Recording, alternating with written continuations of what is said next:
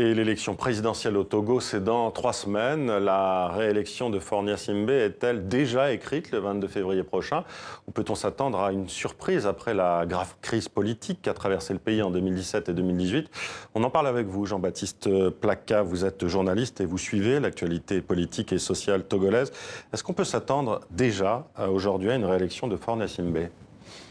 Évidemment, le suspense est total, mais il sera réélu parce qu'il est candidat et parce qu'il a toujours été réélu, quel que soit ce que ses concitoyens ont décidé dans les urnes, malheureusement. En fait, cette élection est juste l'expression ultime d'une expérience à bout de souffle, parce que il sera réélu pas uniquement, j'allais dire, par sa faute, c'est aussi la faute de son opposition qui a de tout temps, déjà du temps de son père et maintenant aujourd'hui, contribué par ses divisions et ses turpitudes à faire prospérer ce régime. De par les confidences de gens qui ont été à l'intérieur du système et qui un jour ou l'autre en sont sortis, on sait que mathématiquement, il ne fait pas plus de 15% de voix dans l'électorat. Mais ça veut dire quoi? Ça veut dire que là, on peut s'attendre à des élections truquées, selon vous? C'est-à-dire qu'il ne peut pas, s'il n'avait pas été candidat, on pourrait s'attendre à ce que, éventuellement, un successeur désigné puisse ne pas s'en sortir, mais quand il est candidat, il gagnera. Dans quel état d'esprit il se trouve aujourd'hui, Faure Gnassingbé? Je l'ai rappelé, hein, il a été très contesté dans la rue en 2017 et 2018. Des manifestants qui réclamaient son départ et une mobilisation, il faut le rappeler, réprimée dans le sang. Oui, mais c'était déjà la même chose en 2005.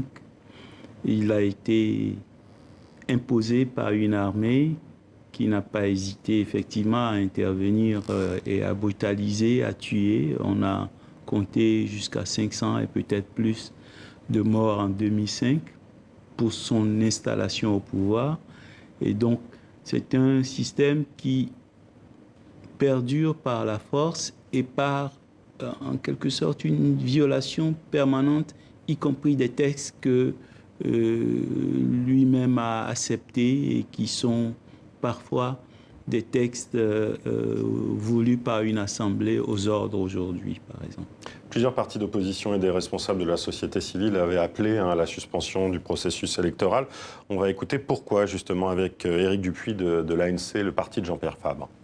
Nous demandons donc au gouvernement des discussions pour revoir la composition de la Cour constitutionnelle, mettre la composition de la Cour constitutionnelle en conformité avec la Constitution, revoir la composition de la CENI, revoir le fichier électoral, c'est-à-dire un recensement général des populations et non une révision électorale telle que proposée sur une base qui est totalement corrompue. Pourquoi l'opposition n'a-t-elle pas été entendue sur ces questions, Jean-Baptiste Plaka? Parce que cette opposition a souvent misé sur ce qu'on appelle la communauté internationale ou même la sous-région pour l'aider à imposer, j'allais dire, la démocratie et le respect des droits de l'homme dans ce pays. Faure Gnassingbé est au pouvoir depuis 15 ans, mais son clan, son père donc, et lui, totalise déjà plus d'un demi-siècle de présence au pouvoir.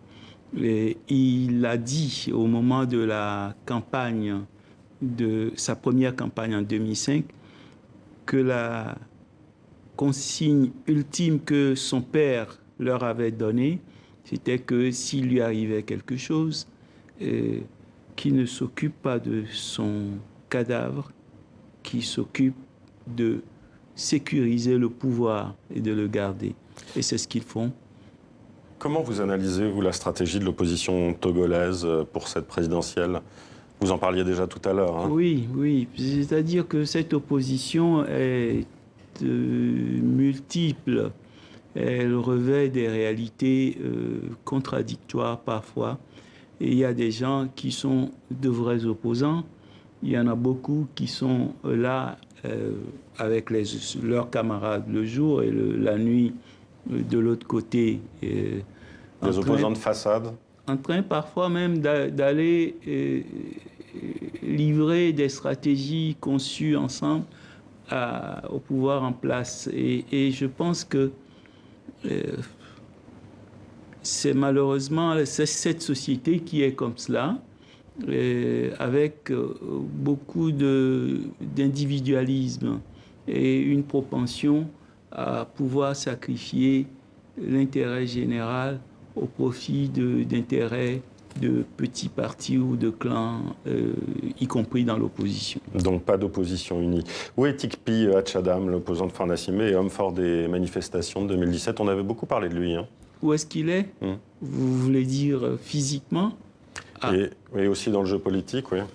Oui, non, mais alors physiquement, je ne sais pas où il est. Je pense qu'il y a beaucoup qui voudraient savoir où il est.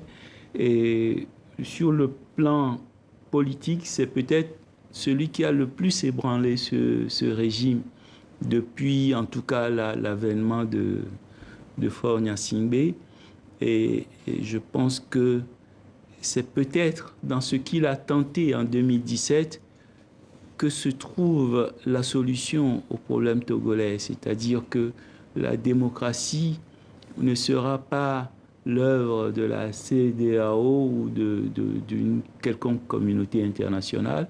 Ce sera comme au Burkina ou ailleurs, quand les Togolais auront décidé qu'ils en ont suffisamment subi. On va écouter justement Fovit Katakou du mouvement Nubweke, qui souhaite lui toujours le départ du président Nassimé. Écoutez.